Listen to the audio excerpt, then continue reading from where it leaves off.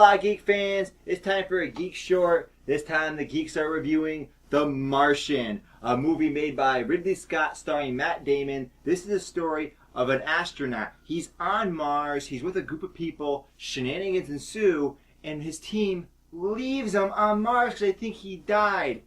Oh, exactly, Jacob. But lo and behold, Matt Damon, he survives.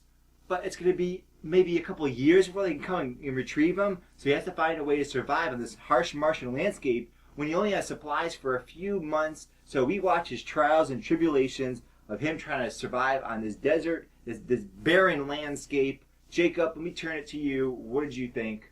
Talk to me. When I first heard about this movie, I was a little worried just because of Ridley Scott. Because he hasn't really made... I actually liked Prometheus, and I know a lot of people didn't. But besides that movie, he hasn't really made a good movie in kind of like a decade, pretty much. So then going into this movie, actually, after hearing like all the like raving reviews, I was so excited to see this movie. And then I sat down, and it actually met my expectations. There's so much that Ridley Scott did just with Matt Damon on Mars. Just like how they had that really cool device of like he's giving information to the viewers like through the recordings that he's making. He's a scientist and he's making video logs, and it's believable because that's what scientists do, right? Yeah. That's what he's supposed to do. All the crew members are supposed to be keeping track of what they're doing on Mars, but it also informs the viewer what's happening without having to find like a weird way to do it. Yeah, and this movie also has a very large cast full of really talented actors, and all the stuff on Earth with them was pretty well done. It wasn't as good as the Mars stuff because Earth isn't as interesting as Mars, obviously. But seeing all their interactions with each other, that was really well done. Chiwetel Ejiofor can do no wrong, obviously. Right. And then you had Kristen Wiig in there, which it was really cool to see her doing a little bit of dramatic acting. You had Jeff Bridges. You also had what's his name? Sean Bean. Yeah, Sean. He actually survived the movie for once. Wow. But the big part about this movie was Matt Damon. But the thing about it was, I felt like he could have delivered a world-class performance, but he didn't. Like he just did what was expected of him. He didn't really go beyond that. But I can't really blame him for doing that. But overall, I think that this movie was really great, and I think that Ridley Scott is back to form for now. We'll see what he does with Alien Paradise Lost. Jacob, I like you also like Prometheus. I actually thought Prometheus was awesome. I love that movie. I think it's great. I also know why people don't like it. Because there's plenty of things that are just completely messed up and wrong about that movie. There's a lot of plot holes. There's a lot of plot holes. There's a lot of things that just don't make any sense. But again, like we always talk about here at Geeks At The Movies, personal taste matters a lot. The things I was looking for in the movie, they were there. Yes. The stuff that was bad, I didn't care about either way. But I understand why the people don't like it. Let's get to The Martian now. I like The Martian. Let's look at that right out of the way. But this movie had some problems. Here's my two biggest problems in the movie.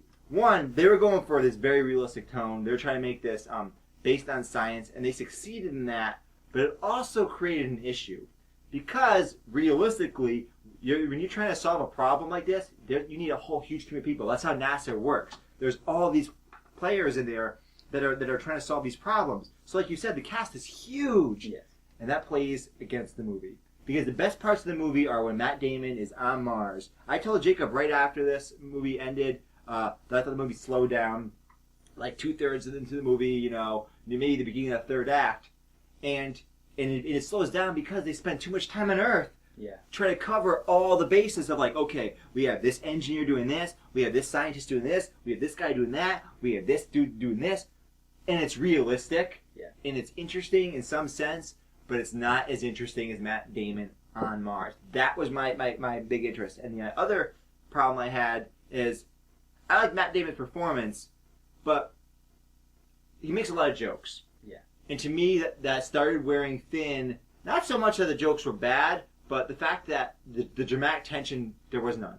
Like, about 2/3 away into the movie, I stopped worrying. I'm like, everything's going to be fine. because Matt Damon's happy and fine. Nothing really bothers him. There's a few scenes where shit's going down, like very early in the movie when he wakes up and he's running out of oxygen. Near the end of the movie, when there's perils happening, and he puts on an amazing performance under those emotionally intense scenes. Other parts of the movie, I felt his performance was a little too. It was too happy. That's it. He was just a little too nonchalant about this really dangerous situation, and I found it harder and harder to believe. I'm like, really? You're making more and more jokes about this? So his performance veered from really awesome to acceptable, or maybe like good, but not for this movie. This movie, I felt like they should have cut back on the jokes. Yeah. They should have maintained that serious aspect. Because the movie starts off amazingly. Yeah. The one thing that Ridley Scott is good at, even in his shitty films like Exodus, is creating a spectacle. Yeah. Right? Even in those shitty films, he's good at that. And in the beginning, he really nails it. But he kind of he takes some of that spectacle away when he makes everything too nonchalant. And here's some more jokes. Oh, look this thing I did. So I liked the movie. I thought it was really well done in many parts. But there's that 2/3 of the way in where there's a combination of too many characters and a little too flippant attitude towards the situation that bothered me. Yeah. Going back to the humor, I heard going into this movie from the really great reviews that were coming out that this was a really funny movie, but I didn't really think that way. Yeah. Some of the jokes definitely did hit. Right. But like it was hit or miss. Yeah. Like probably 50% of them, I was just like, yeah. But it undermined the dramatic tension I felt. Yeah, it didn't really add anything. Exactly, it didn't add anything.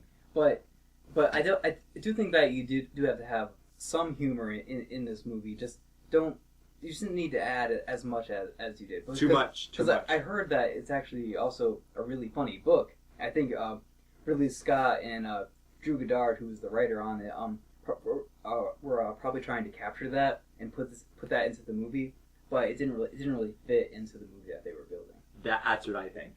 And I also agree with you on the part about how the movie kind of slows down when it goes to Earth. I do think they probably could have cut out maybe 15 minutes overall of the Earth stuff, and just added that to Mars. But while it did slow down, I don't think it ever went out of pace. I thought this movie had a really great pace. This is almost 2.5 hours long, and it definitely didn't feel like it. By the time this movie was over, I was like, I wanted more. Like, I didn't really feel like they covered everything that they could have. I just wanted to see more of what was going on with Matt Damon. After he got back home, spoiler alert. But I definitely could see what they were going for with this movie, and I think they definitely achieved what their goals were. Yeah, I realize I'm probably sounding harsher than I really am, because one thing I complain a lot about movies. Like, I complain about historical movies not being historically accurate. Another thing I complain about in sci-fi movies is they just completely ignore actual science. Like, the most basic scientific principle is you learn in 8th grade. They just ignore, and it's so frustrating and annoying. This movie doesn't do that. Yeah, NASA actually consulted. They required certain things to be in this movie. Like, I don't know if those were the scientific things, but they actually required. They didn't say what they were, but they required things to be in this movie. The science is great. I love all the explanations. From my understanding of the science they were talking about, it all is completely plausible. I'm like, wow, that's really cool how they're taking account of this, they're taking account of that. And another thing I really liked also is they took account of history. It's because they brought in the original Mars mission. Yes. We found, maybe it's 20 years ago almost, the original tiny little rover. Yeah. He actually finds it and has to use it. And I'm like, that was so cool. Yes. So they're taking into account actual history. They're bringing that into play, and they're bringing actual science to play. And see, now I'm getting excited about it, because those aspects were fucking awesome, and I don't see those aspects of movies. Those aspects I don't see, so I can overlook some of these other flaws, I think. Yeah, and with the scientific thing, last year's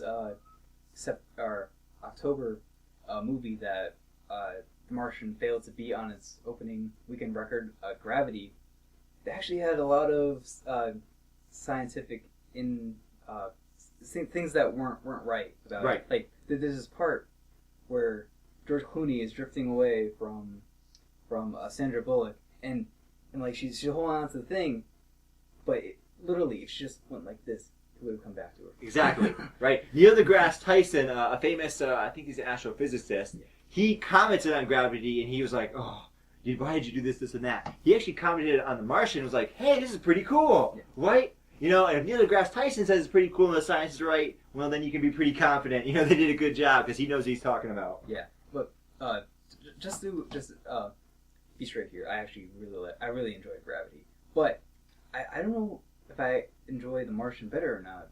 But Martian had so much more to it. Like it actually went into Matt Damon's time on Mars, and like you actually got to see everything that he was doing there. I was a little bored by Gravity personally. I thought I was like, eh. I mean, it was cool. The special effects were cool. This captivated me more. I just like the Martian landscape. Like that giant rover he drives around in. I thought the technology I got a kick out of, because we got those space shots. Because there's also a spaceship there that they have to fly away on, and we get to see them, using the gravity shots where they're just kind of floating around. We see that cool stuff that Gravity had.